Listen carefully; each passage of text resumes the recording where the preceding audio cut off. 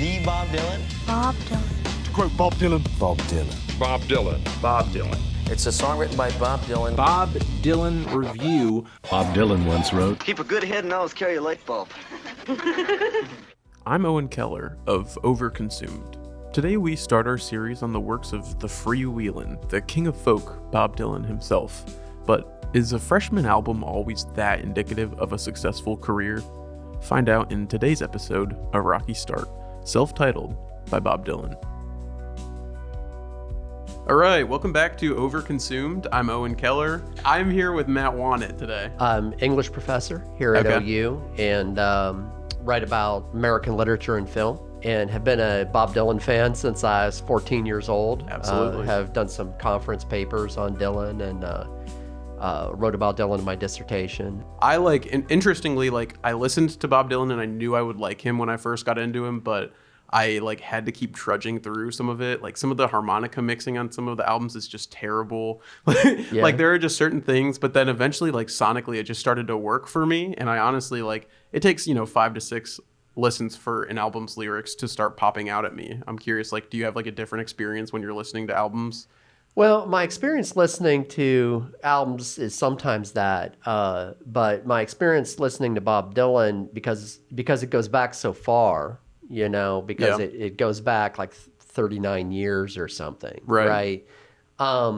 Honestly, I started listening to Bob Dylan at the time when he was making his worst music. Yeah. What era would that be?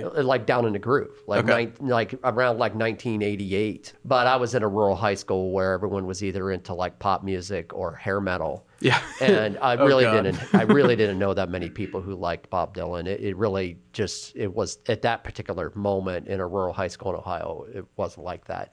I, on the other hand, just thought this was the best stuff I'd ever heard. I think just initially I wanted to talk about, this is his first album. This is his, breakthrough. But it's mostly folk covers, mm-hmm. right? But I'm curious if you want to talk a little bit about his voice in this album specifically, and if it feels polarizing, I guess. What do you think? Yeah, I think his voice has always been a little polarizing. Sure. And I think it was polarizing with some people on the scene. Yeah. There was this question if this was John Hammond's folly. That's kind of one of the phrases that got attached to this. John Hammond had some professional capital because he'd signed a bunch of important people, but he had also in that period signed Aretha Franklin. One of the stories is his son, John Hammond Jr., who just died a few days ago. Mm-hmm. The John Hammond Jr. also encouraged him to listen to Dylan, but he had heard Dylan on a session with Carolyn Hester, who was then married to Richard Farina. If you want to think about this question of his voice being polarizing, just listen to Talkin' New York. Yes. Right, yeah. where it's you sound like a hillbilly. Yeah, that literally is every single listen, I've stuck to that lyric. And it's there are things about this album that just keep kind of coming out to me. And it's he is so self-aware and making fun of himself, but it's also so uncomfortable because you can tell that he's too self-aware and doesn't actually, he acts like it's just an act, but I can kind of feel it's actually kind of, some of these comments are kind of hitting him, you know what I mean? Yeah. In a really weird way. I think one of the things that's happening with Dylan is, well, first of all, I could answer this a different way, and I could say his voice actually sounds fantastic insofar as it's produced at Columbia. Right. Yes. And I think one of the things that was happening is these folk singers were not getting recorded at Columbia. So you have that production sound, which sounds like it's for a Frank Sinatra album or something. And it's just Dylan and guitar. And half these tracks were cut in one take. There's a kind of warts and all quality, and at the same time, there's a kind of elevated production that makes all the warts show. I think the other thing going on with You Sound Like a Hillbilly is this authenticity question in folk music. And Dylan, I think early on, there was this kind of idea that there's high folk and low folk. Mm. And I wonder if that You Sound Like a Hillbilly is one of the first indications that, 3 years down the road, we're going to have Newport. Yes. Right? We're going to have these kinds of things. Yeah. But you say he gets into Columbia and then he's just he's one take wondering it. If there's some flubs in it, he doesn't really care. There's a quote that I found where he's just I don't want to waste, my time. I've done a take, I've done enough, and I think there's something really special about that. And a lot of 19-year-old musicians would tend to probably act a very similar way in the modern day. You know what I mean? Yeah, exactly. Yeah, Yeah. he's also very young. He is so young. Yeah, and he's in that phase. He's not a mature person. Yeah. And actually, you know, he was telling people he had no parents. You know, he was lying about this stuff. Yeah. Although he looks like a chimney sweep. I'm like something, staring right? at the album cover. Yeah, right now. you know, It's he looks like he's kind of cherubic, but he looks like a chimney sweep too, like he's a homeless kid or something. And right? I was listening earlier, and he sounds old on this album. Yeah. He's really good at that like old dude folk voice. He really is. Yeah. Yeah, I don't know. I'm going back and forth on the idea of if this album is actually breaking any ground or if it's more just kind of cementing him into the scene. Like, is he actually doing anything new or different in this album? Yeah. You know what I mean? Besides covering folk traditional songs in kind of his own way. Well, he certainly is with the songs he wrote. Yeah, the for two it. songs he writes are incredible. And the that was one standouts. of the things Hammond was gaga for that writing. I don't think that, like, if this is the only album we had from Bob Dylan, I don't think we'd be talking about it the same way. And some of these songs, of course, that aren't his were, again, covered. Yes. Right, Yes. very famously. So House of the Rising House of the Sun Rising Sun, by the yeah. Animals, and then Led Zeppelin covered two songs that are on this album. There's other ways you could talk about this album's position in that. Yeah. Because it is a noteworthy version of House of the Rising Sun, though it led to a falling out with Van Ronk because it was Van Ronk's arrangement. All right, we can jump into reactions on this listen, I guess. So for me, like the way that I revisit albums is, I mean, particularly like if I'm writing about them or thinking about them in a context like this, is I'll give them usually 2 to 3 listens before I actually sit down and talk about them with someone. And on this one, I mean, I'll just be straight up, is I did not like this album when I was first getting into Dylan. Yeah.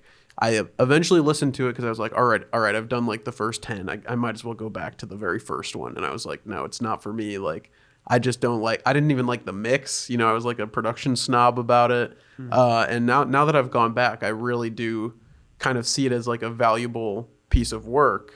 Especially just in kind of introducing me to some traditional folk stuff that I tend to shy away from, you know, because Dylan just has his own kind of folk style. And I think this one really just shows like what he was just completely like over consuming during that time. You know what I mean? Like he was just digesting every single piece of folk that he could find. Yeah. And I think there's like a charm to this being an album from a 19-year-old you know, who is just showing his love for the genre. I think so too. And I think this kind of album has a kind of special place. You know, Yeah. Lucinda Williams' first album is an album like this. Yeah. Okay. You know, it's later. You know, it's much later, but hers is better, I think, than his. You know, like I said, Dylan's doing this stuff, but you could also listen to like a Dave Van Ronk album and get some of the same stuff. But it's different because it's Dylan, right? Now, with me, with this, it's not. I don't remember what it was like when I first listened to this, and I think it was probably more positive than what happened to you.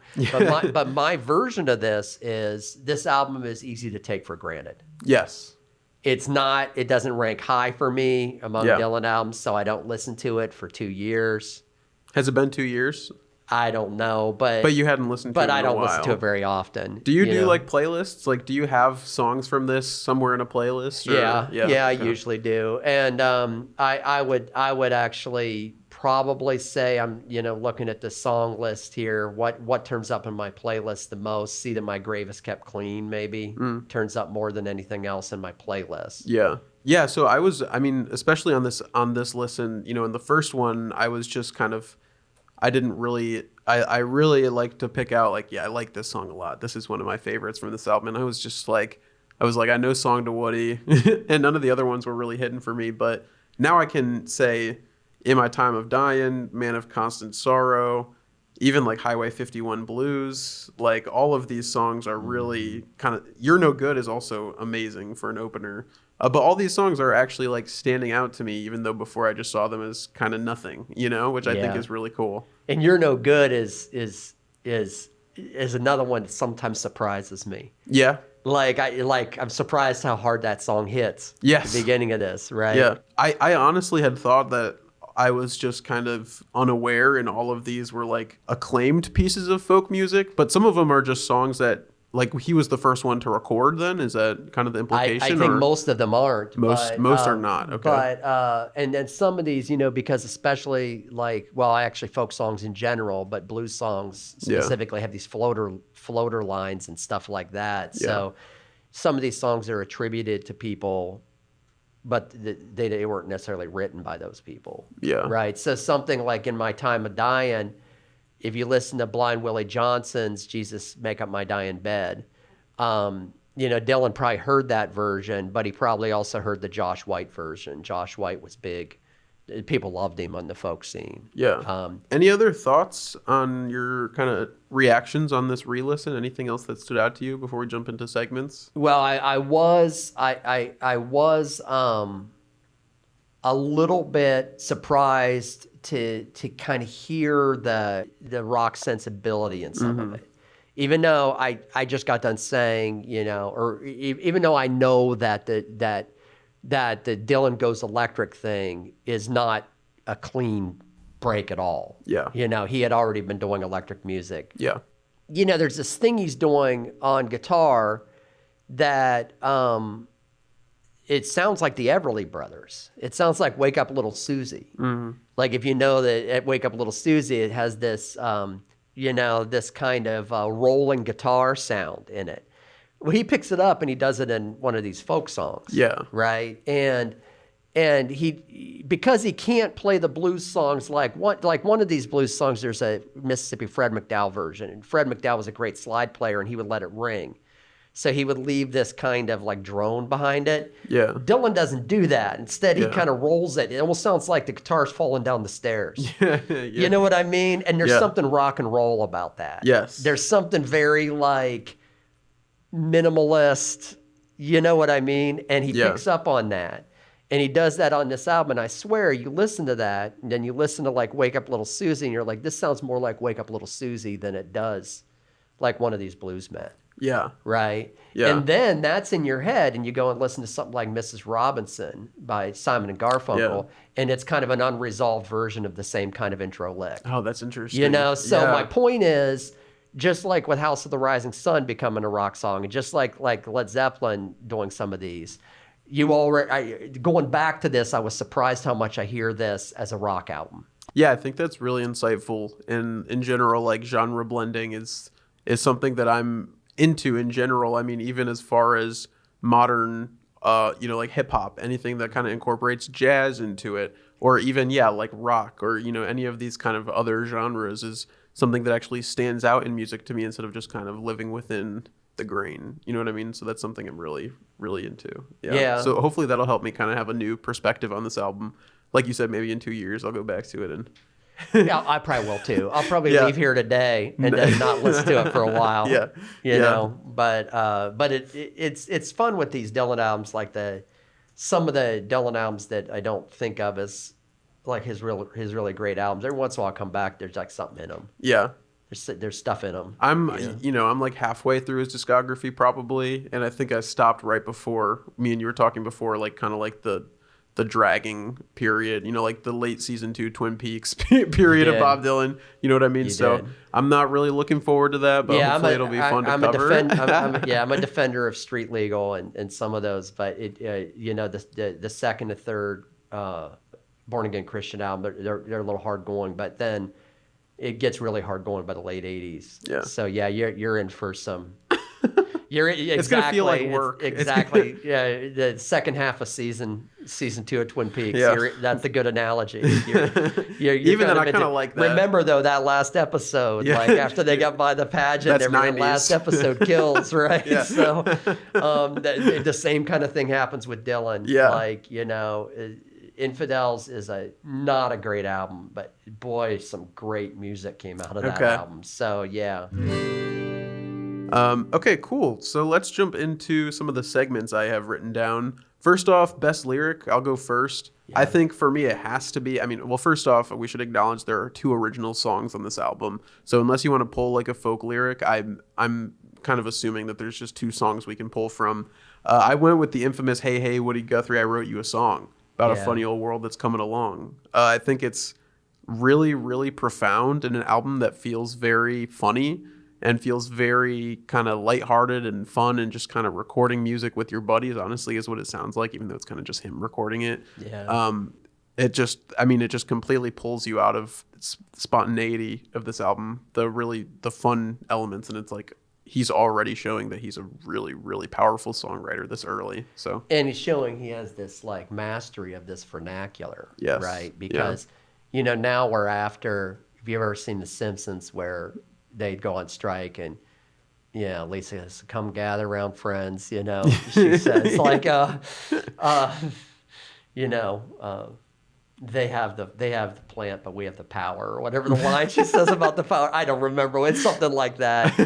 But, by the time that episode was on, folk as a commercial music had reinforced those intros.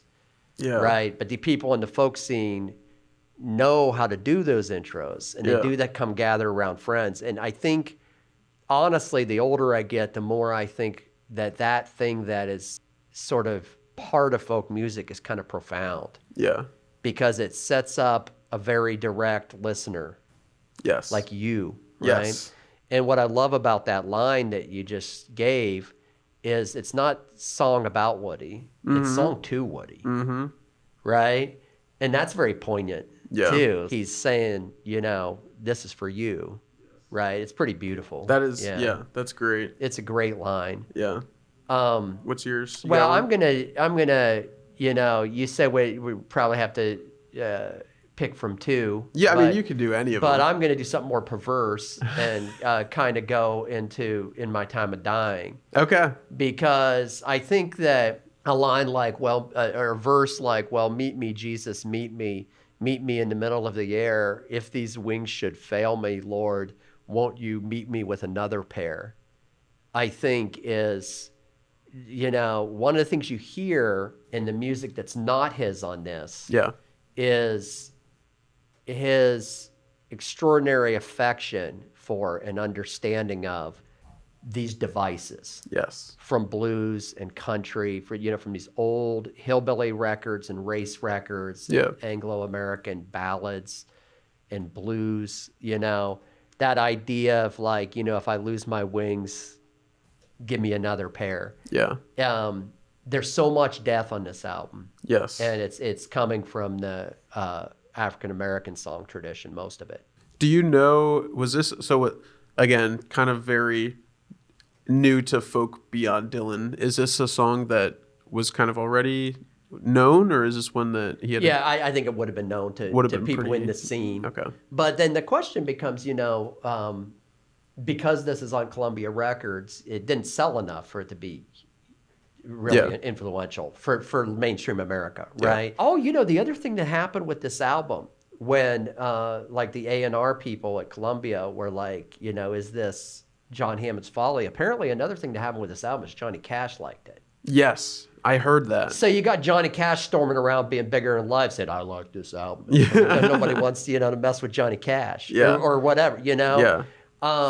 So I think it was known for people who knew this music. Yeah. I found like an older quote of someone running a record store being like, I couldn't even sell 12 of them. Not even his family would buy it or something like that. That's awesome.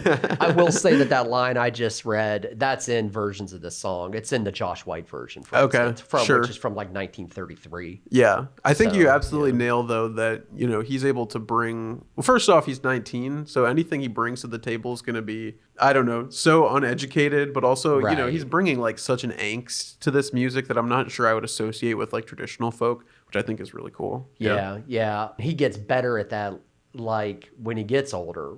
When he gets kind of croakier. He does like a Kermit voice for a while. Yeah, later on there. You know what I'm talking about? Awesome. Yeah. It really sticks for a while. It sticks. Yeah, he hit that croakiness, and he did that on some of these albums that were some of these like public domain kind of stuff. Yeah, especially to make it his own, right? Yeah. And but by then those songs were saving him in concert. You could hear him doing them in concert. Yeah. He never went away from these songs. Yes. they're always kind of there for him to fall back on, whatever period he's in. I think he can fall back on these things. And I think the best written song on this album is probably Song to Woody, right? Okay, what? Well, we haven't talked about Pretty Peggio yet. Oh my God. Okay, yeah, that's one that I also am continuing to forget about. Well, okay, all right. So this is a little. I'm sorry, I keep digressing from.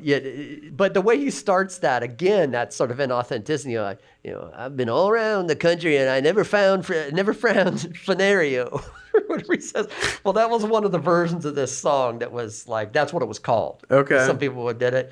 And of course, all of this is to rhyme the O with the O. Yeah. It's just like a Scottish thing, right? Yeah. So the original's probably like the Castle of Fyvie or something in Scotland. It's like 300 years old or something. Yeah. But you get Dylan like starting with this kind of quirky shit. Like he's like, I'm from Gallup, New Mexico, and I've been here and there, and I've never have I found Fanario or whatever, which is so silly. Yes, right? Yeah, so funny. Anyway, so yeah, that's maybe not going to be your instant favorite on the album. It's not, unfortunately. But that stuff grows on me too. Yes.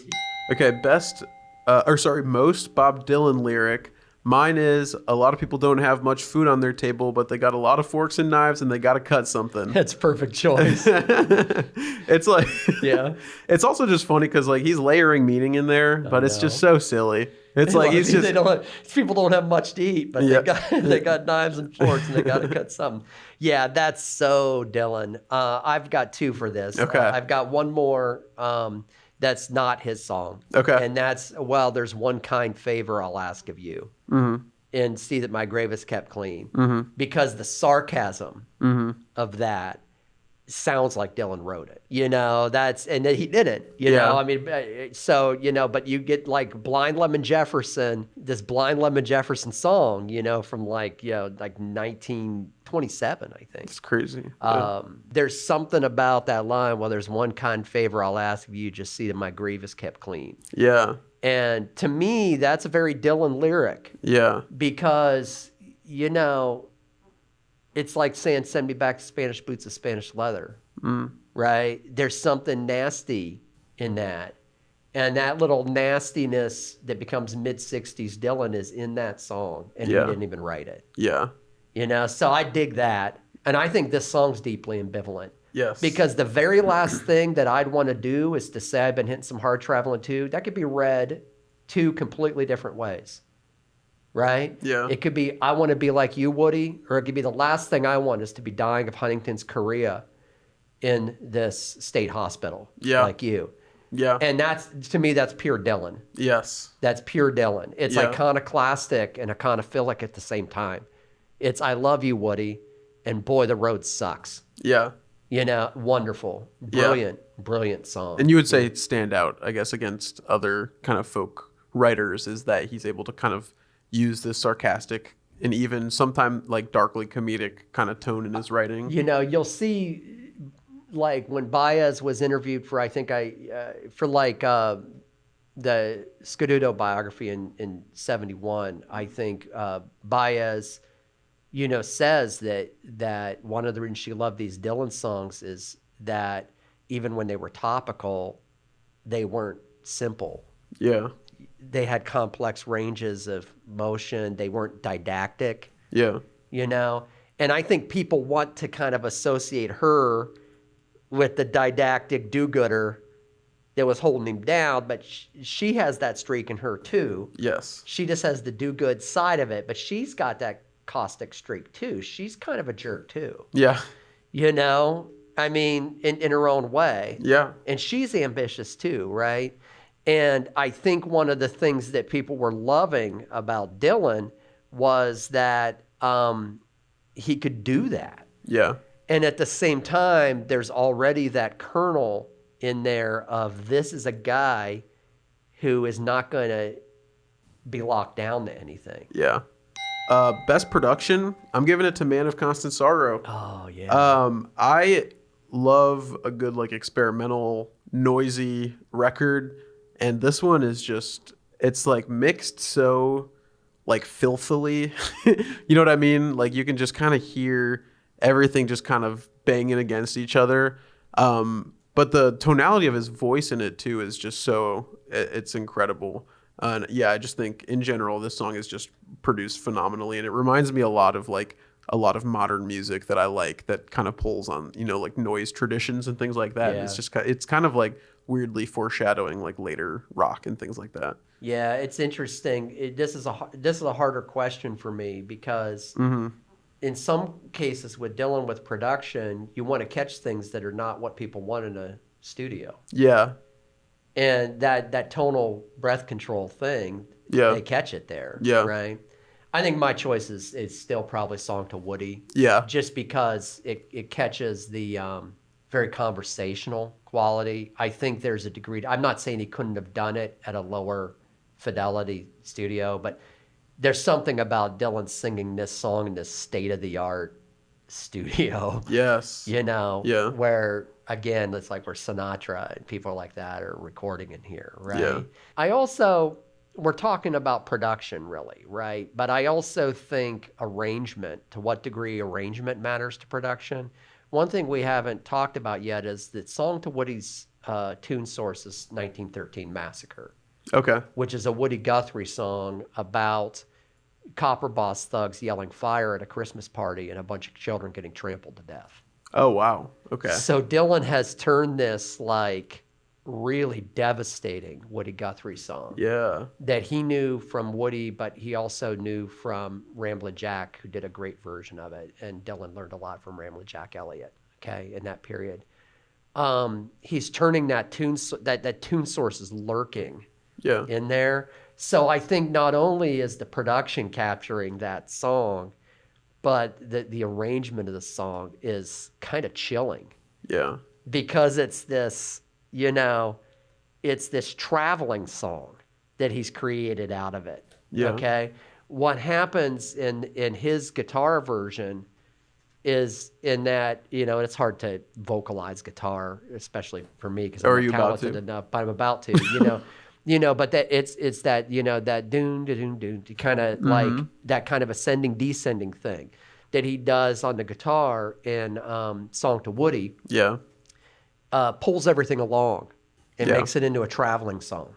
My point is there's something about, people talk about Dylan like, oh, he's a writer, but he's not a musician. This is not true. Dylan is a musician, right? He's not as good of a guitar player as Reverend Gary Davis is or something. I got news for people. No one else in that folk scene is either. Yeah. Dave Van Ronk, he's not as good as Dave Van Ronk either. I mean, he's not as good, he's probably not as good of a guitar player as Joan Baez in that period, right? But he understands this stuff musically. He just comes at it from whatever his odd idiosyncratic angle is. And I think that's part of the production too, is seeing how you can capture this stuff. Best song? I mean, are we going to agree it's Song to Woody here? I think, I think the two best songs are at the end of the album. I think it's Song to Woody and See That My Grapes Kept Clean. Yeah. I think those are the best songs on the album. I think for me, it's still the two originals. But, even then, Talking New York sometimes is a little too silly, Well, the thing about Talking New York is I love the knife and fork thing. Yeah. And I also think that I actually think Talking New York's a better talking song than at least one of the talking songs on Freewheelin', which is a much better album. Yeah. So there you go. It also just feels like what would it have been like to hear that in a crowd? I assume he does not play Talking New York at like his current concerts or whatever, but to hear that in a crowd, it's like, it just sounds like it's made for, to throw lines at people and have them laugh and applaud and that kind of thing. Like, it feels like it's written for that. Like, it feels like I'm listening to, a comedian just like riff for 3 minutes or whatever with like some clever, corny lines. So. Yeah, and that was part of it in those clubs. Yes, and there's something there's something kind of weird about hearing again Columbia Records. Yeah, Okay, so final. What would your rating of the album be out of 10? Mine is a 6.0 flat out of 10. I'm giving it that. Yeah, I don't know if you can do a number. I think that's a pretty decent rating. Yeah. Because I knew I was coming to see you, decided to rank Dylan's studio albums kind of for myself. And I'm not going to stick to this, like I'm not going to die on this beach, but I had this album ranked at like 26. Yeah. The 26th best Dylan album or whatever. Now, I've got to admit that it's only the last 3 or 4 albums on that ranking that I don't think are good. Yeah. At all, you know. Yeah. But this one is, because it's kind of ranked there, it's got to be lingering somewhere around like 5 or 6. Cool. Okay, yeah. So out of like throughout the series, my goal is to, by the end of it, have every album by Dylan ranked in some fashion. And I'm starting fresh. I have my own kind of tier list that I have to the side that I haven't looked at in like a year. So today, this is the best and worst Dylan album. And I think we know which one's going to win next week, unfortunately, which one's going to take the lead for quite a while. Well, but it'll at least be in the top 5 for quite a while. Well, I'll be interested to listen to your show, you know, because I actually don't think the next album's going to take the lead for very long. Okay. My third favorite is probably The Times They're A-Changin'. Yeah. But Freewheelin's just a monster. And it's the one that got me into him. I envy, you know, you and whoever you're chatting with about that one, you know, because there's some great stuff on there. Awesome. Okay. Well, yeah, thank you so much for being here. Do you have any other thoughts on the album or Dylan before? Well, I appreciate you inviting me. Of course. It's been fun. It's really fun to revisit these things. Yeah. And like, you know, this is not an album I listen to very much. And it's been fun to go back and re-listen to it, and also to listen to it alongside some other stuff. Yeah. What I would say to your listeners, particularly if you have, you know, younger listeners, is get into some of those Odetta albums and get into some of those Dave Van Ronk albums. Okay. They exist on CD. Inside Dave Van Ronk. Odetta at the Gate of Horn. There's others, you know. There's other good albums. And the Clancy brothers also. They have an album of drinking songs, and they have an album of war songs. And Dylan loved them. He loved them. And he couldn't quite, just like he was trying to figure out how to pull off the blues, he couldn't quite pull off the Irish music either. Yeah. But it influenced him. Yeah. It influenced him. And he figured out ways to do his own version of it. Yeah. You know, and that's one of the things you hear on this album is you hear somebody who's incredibly talented, who has limitations in what he can do, some of them even being age and experience. Sure. Right? But is hitting it with a lot of enthusiasm. But in classic sort of Bob Dylan style, is also kind of hitting it and quitting it. Like there's also a degree to which he's not even putting his best songs on this album. So there's also a degree to which he's already moved on to the next thing. And that's, I think, to just come back to this album, whatever this album is, it's a document of somebody who's just sponging it up, you know, and starting to spit it back out. And whatever is right or wrong about his personality, it's hard not to think this is a really special person. Anything you want to plug? Anything you want people to read that you've written, or anything at all? Yeah, I don't need to plug anything that I've written about Bob Dylan necessarily. Okay. But people, if they want to know what I've written, they can kind of look me up. I have some fiction and publications. You know, just kind of the only thing about looking up Matt Wanat on Google is the most famous Matt Wanat is a strongman. Okay. It's like a former strongman, so you'll get like, it's not me lifting the Africa Stone. But if it's like the Breaking Down Breaking Bad book, or films of Clint Eastwood, or any of those books, those are me. Great. So, and follow the Substack, of course. Yeah, the Substack. Me and Spencer have been keeping up on that. Yeah, if you follow the Doc Wanat Substack, that's where you really get my idiosyncrasies, because those are things that are not my careerism. That's just like what I think of Star Trek and what I think of that. Yeah, well, that's all I have for today then. We're going to wrap it up. Thanks so much for being here. Sounds good. Thanks for having me. While not every debut album can be successful, and dare I say groundbreaking, Bob Dylan's self-titled album shows glimpses of an immensely successful and inventive musical career. In fact, it kind of keeps growing on me the more I listen to it. This has been Overconsumed with Owen Keller, Episode 1. Join us next week for The Freewheelin' Bob Dylan.